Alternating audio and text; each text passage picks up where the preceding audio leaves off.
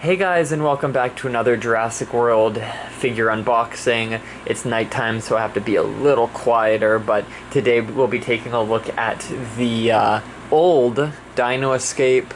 Oh, this is also Dino Escape. So Camp Cretaceous Dino Escape and the Primal Attack, I think that line was called, figures. I recently picked these up, if you watched my previous video, from a friend who was holding them for years. And now I finally have them, so we're going to unbox these guys. So hopefully you guys enjoy seeing some old faces. So, or familiar faces, rather.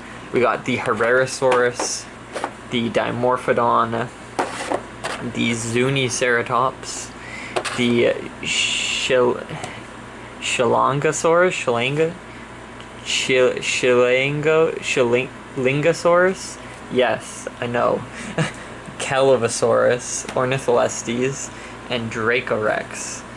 So I've got Jolena here to help me unbox these guys. Also, I'll see the scissors for the action one. So here's the Dracorex. I like this one because of the color. It was quite cute. Apparently there's a Herrerasaurus from dinorivals lineup repackaged in here. Yeah, you can just eat the box. So this color was pretty funky. They did a green. This was my least favorite of all the Dracorexes because the pupil wasn't painted. They just left it green. But the paint job's pretty nice.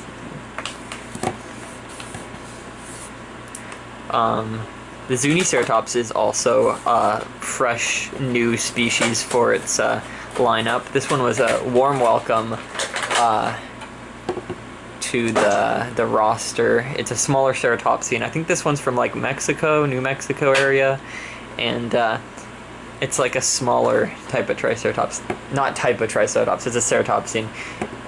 You're speed running the packages, oh my goodness. I'm not supposed to.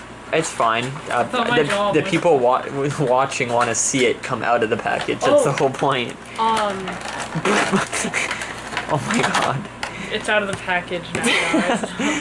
Wait, sorry. let's see the back of the box. What else is in that lineup? Oh, never mind. It was just those guys. Yeah, so the Spinoceratops is pretty cool. The paint job's kind of like a highlighter-like color. And then this, like, navy blue on the back. I'm gonna do the diamond. A little bit closer to the camera. Sorry guys, I didn't know you wanted to see it come out of the package. I don't know, I think they would watch the videos for it coming out of the package. Well, it comes out easy. Oh, wow, very engaging. What, that's what's on the back? This would have been a good iguanodon if it wasn't like painted like this, and also they didn't not call it iguanodon, but whatever. I like the little hand that's sticking up, that's kind of cute. And it's nice to have another herbivore with a neck articulation that goes down like that. Kind of reminds me of Brachio. Gives me the vibes of when a dog sits down and tries to like give you the paw. You can have it eat. Okay, here. I'll find it. I'll unbox this. You get one good unboxing in this whole video. Yes, there's a cool Dracorex. So they decided to learn from this one and put red and brown on the head instead, which is good. What? I think this one's cute. Yeah, but if you compare it to the rest... Kind of ugly, but... No, the color. Does it kind of look like... Okay, LG? no. Yeah. This Herrerasaurus is also pretty cool. I like the paint job on it.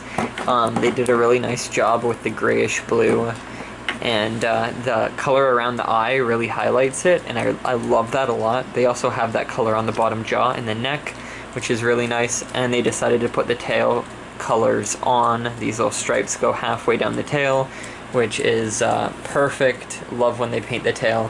Same with the, I almost said coelophyses, the Ornitholestes. They've got some paint on the end of the tail. Very cute. Love that they did that. They put it on the legs, they put it on the stomach, they put it on the neck, they put it on the back of the neck, and the eyes, again, have that little highlight of orange. So this figure's like premium. Mattel went all out to make sure that this one was fully painted and quality.